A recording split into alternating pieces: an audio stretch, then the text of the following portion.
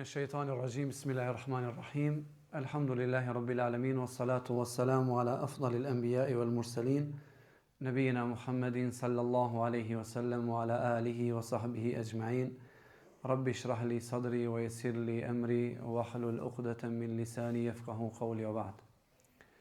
Allahun xhallahu ala falenderojmë për çdo mirësi, për çdo begati që na ka dhënë. Atij mbështetemi, vetëm prej tij falje, mëshirë, udhëzim kërkojmë.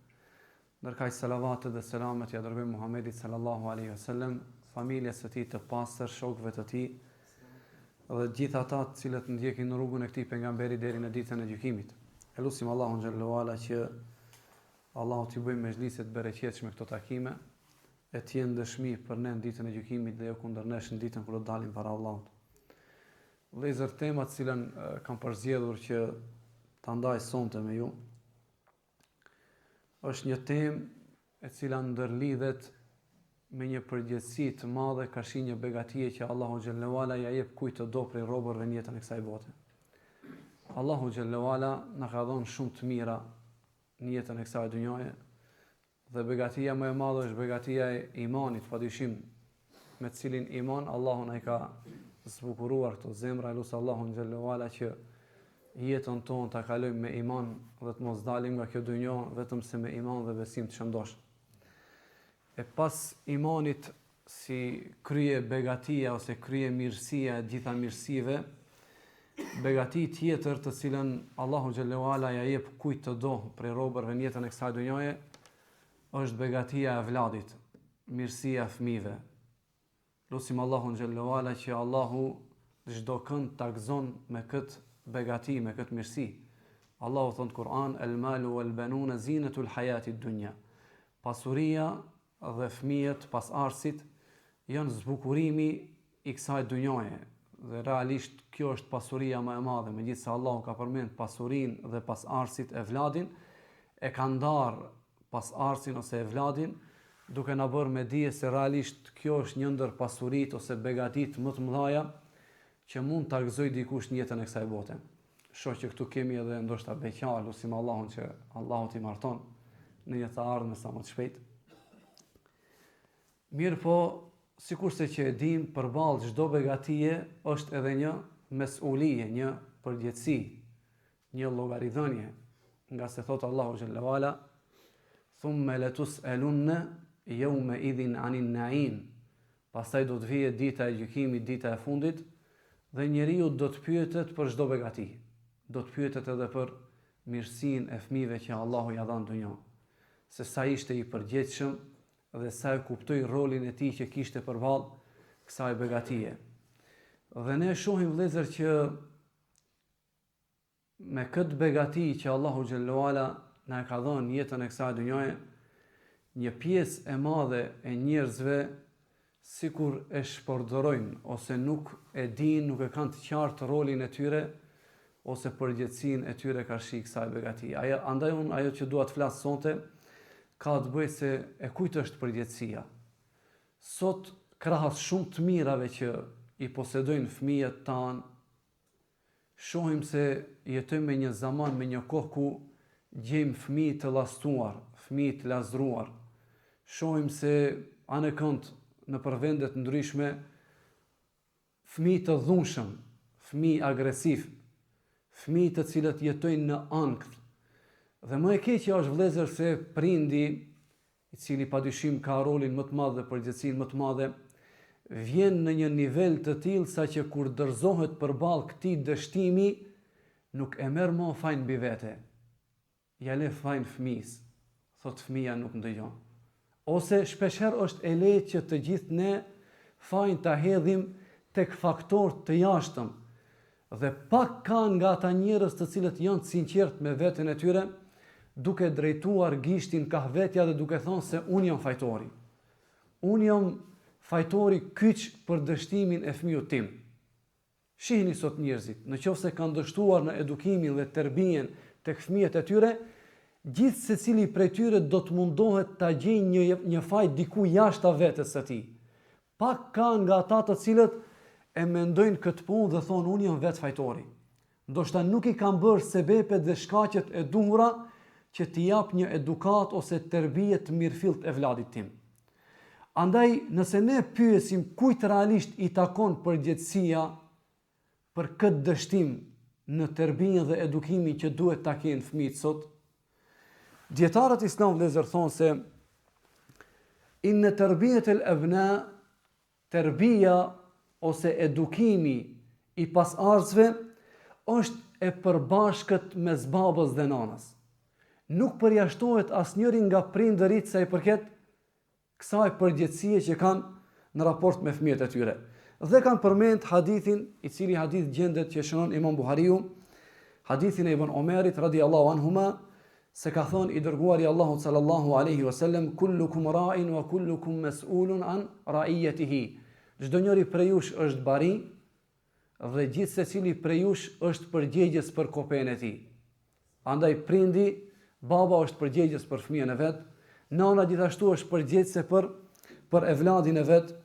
E pejgamberi Allahu sallallahu alaihi wasallam vëllezër në një hadith tjetër në mënyrë direkte na e tregon se cili është faktori kyç në ndërtimin e fëmijës, në edukimin e fëmijës. Thot pejgamberi Allahu sallallahu alaihi wasallam, ma min mauludin illa yuladu ala al-fitra. Nuk ndodh që të lindë një fëmijë del në dunjë vetëm se lind me fitra të pastër, me natyrshmëri të pastër.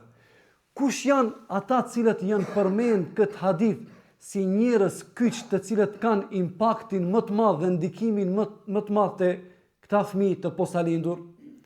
Tha pejgamberi Allahu sallallahu alaihi wasallam, fa abawahu, prindrit e tij, nana dhe baba. Para se të mendosh se i ka fajet shkolla, i ka fajet shoqëria, i ka fajet mektebi, i ka fajet ai tjetri e ky tjetri, fillimisht faja është tek prindi vëllezër.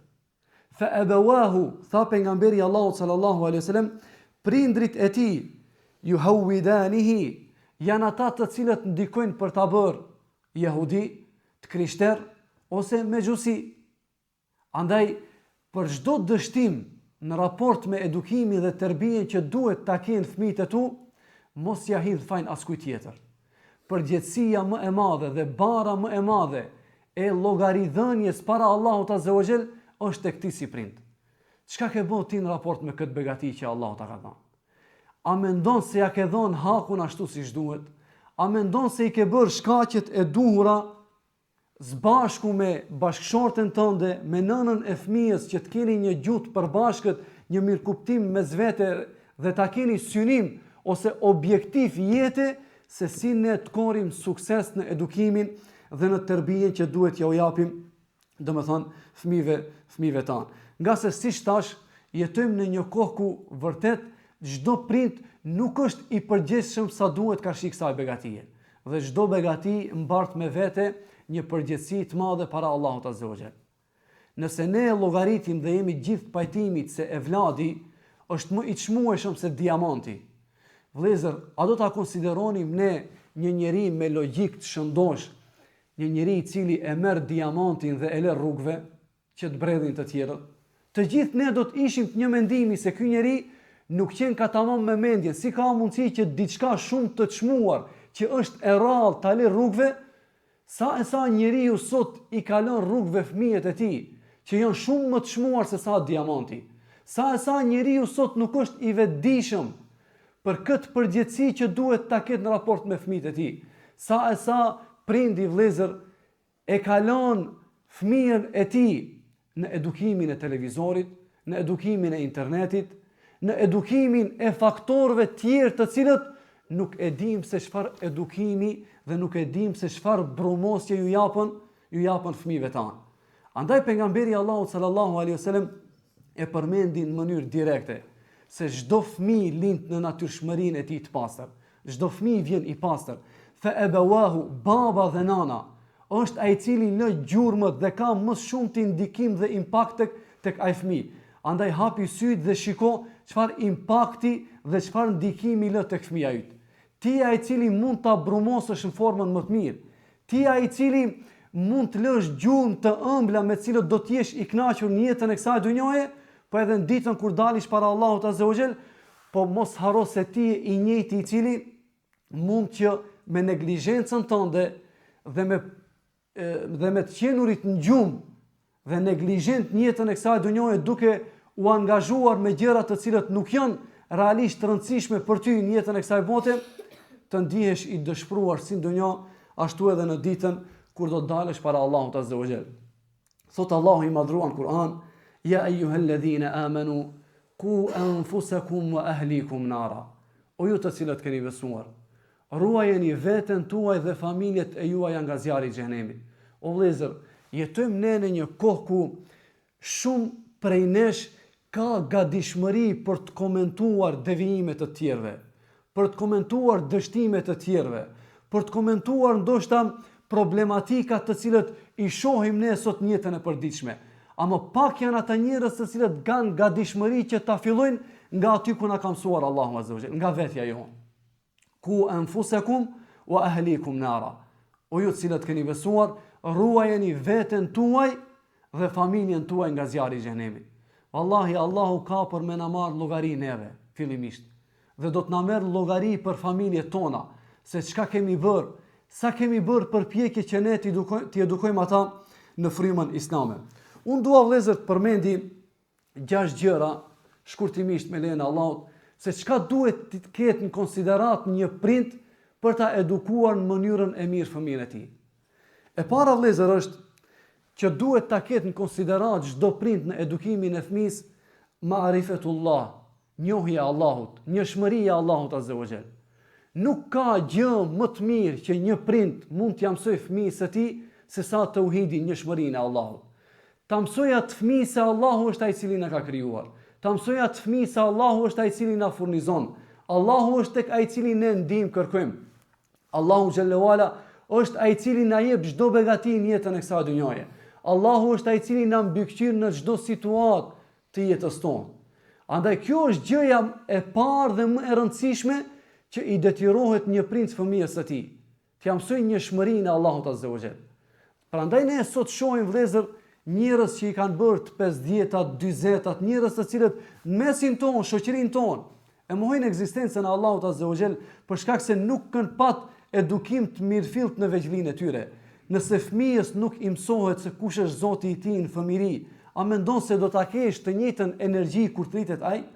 Nëse fëmia nuk edukohet me këto parime të rëndësishme që ta njoh se kush është krijuesi i tij, se kë duhet ta adhuroj, a mendon se do të kesh ti gatishmëri dhe ai gatishmëri që ti kuptoj këto gjëra më vonë? Prandaj sa është fëmijë, mësoje se kush e ka kriju. Mësoje se kush është ai i cili përkujdeset për ty, për shëndetin tënd. Kush është ai i cili të ka dhënë ty energji që të punosh për ta furnizuar atë. Andaj gjëja e parë vëllezër është et-tauhid wa ma'rifatullah. Njohshmëria e Allahut dhe ta njohësh fëmijën tënd me Allahun Azza wa Jall, se ai është i vetmi i cili meriton të adhurohet, dhe këtë porosi na ka dhënë Luqmani i urt, të cilin Allahu xhallahu ala na përmend Kur'an duke thënë: "Wa idh qala Luqmanu li ibnihi wa huwa ya'idhuhu ya bunayya la tushrik billah." Për kujto kur Luqmani e porosiste të birin e tij me porosit më të arta, me porosit më të mira: "Ya bunayya, o ti djali im, la tushrik billah." Mos i bëj ortak Allahut Azza wa Jall, mos i bëj shirk Allahut, nga se me të vërtet shirku është padrejtësia më e madhe. E dyta vëllezër është që t'i mësohet fëmijës shtyllat e fesë islame. Që t'i mësohet atij se për të qenë njeriu musliman duhet ta kuptojë dhe ta jetësojë shahadetin.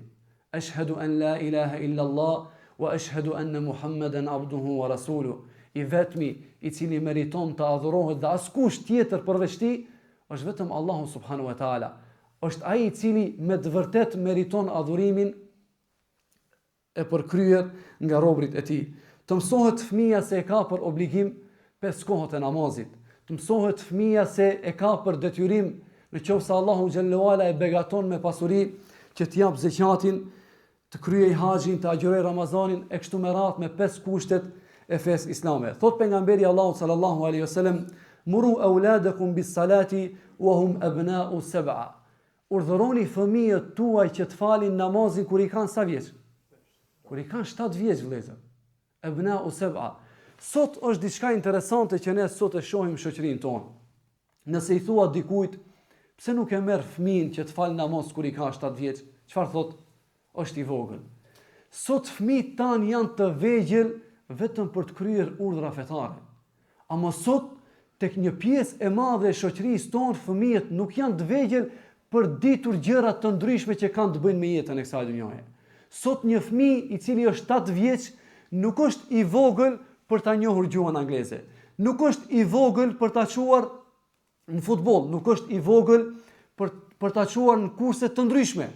Por ama kur vjen shprehje që ta marrësh namaz që ka i vogël. Kur vjen shprehje që ti thuash çoje fëmin tënd me mekteb që ta mësoj leximin e Kuranit, është i vogël. Nuk është i vogël vëllezër, po flas për tek një pjesë e madhe e xahilave, njerëzve të cilët nuk kanë një brumë të shëndosh në shtëpia dhe në familjet e tyre, nuk është i vogël një fëmijë 7 vjeç që prindit t'ia mësoj krejt format e çajtme, se keni vënë re, madje ka nga një herë xahillëki arrin në nivele të tilla sa që prindi vëllezër, në shoqërinë tonë të gjithë ne i kemi parë.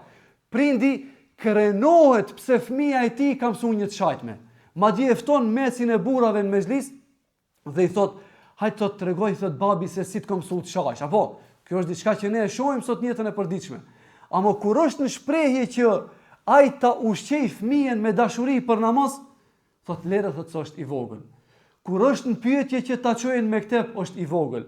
Kur është në pyetje që ta angazhohet me diçka që është e dobishme për të, por edhe për ato si prind që di vlerën e çdo gjëje dhe çdo virtyti në jetën e kësaj dhunjaje, qenë ka i vogël, ama nuk është i vogël për të mësuar gjëra të cilët nuk janë dobinë e tij.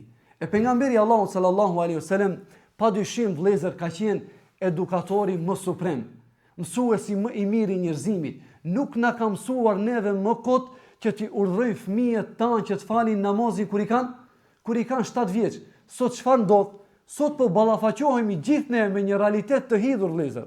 Sot nuk i urdhëroj fëmijët tanë që në moshën 7 vjeçare, as për namaz, as nuk i ushqejmë me dashuri për dinin e Allahut azza wa jall, as vajzat tona nuk i inkurajojmë, nuk u përmendim deri kur të bëhen ndoshta 15 vjeç ose 16 vjeç në mbunesën dhe çka presëm? Presëm thot kur të bëhet ajo vet e rritur të mendoj për këto gjëra. Po nuk ka mundësi të mendoj për këto urdhra të Allahut nëse asnjëherë në jetën e saj nuk i ka dëgjuar. Nëse asnjëherë nuk i ke thonë hajde fale namazin. Nëse asnjëherë nuk i ke fol për shembull për vlerën e mbulesës. Andaj sot një pjesë e madhe e shoqërisë tonë, të cilët madje janë praktikues fetar, ballafaqohen me një realitet të hidhur. I bëhet vajza 14 vjeçe e ende nuk mendon për mbulesën vëllezër. Se asnjëherë nuk ja ka përmend baba mbulesën. Me idenë se kur kjo do të rritet, do ta kuptoj vet. Nëse ti nuk e inkurajon, nëse ti nuk ja tregon se kjo është diçka me vlerë, kur është në pyetje për t'i treguar diçka të vlefshme për dunjë, ti nuk heziton apo? Nuk heziton për shkak se thu, kjo nuk është e vetëdijshme për të kuptuar se cila shkollë është më e mirë në moshën që ka. A mos si qenë ka e vetëdijshme për mbulesë? Si qenë ka e vetëdijshme, si pret që t'jetë e vetëdijshme për ta fal namazin? Prandaj vëllezër, duhet që të zbatojmë mësimet e pejgamberit Allahut sallallahu alaihi wasallam nëse duam që të kemi sukses në edukimin dhe në tërbijen e fëmijëve tanë. Gjëja tjetër e tretë vëllezër që duhet ta kemi në konsiderat është që t'u mësojmë atyre kushtet e imanit. Dhe kur them t'u mësojmë kushtet e islamit, kushtet e imanit, nuk e kam për qëllim sikurse i mësojnë një pjesë e madhe e fëmijëve tanë nëpër mektebe. Del dhe i mëson 33 shartet e fesë islame, është gjendje ti memorizoj dhe ti thot përmendsh, mirë po e sheh se i njëjti i cili ka marr diplom, ka kryer një hatme, nuk e fal namazin, nuk i fal 5 kohët e namazit. Pse?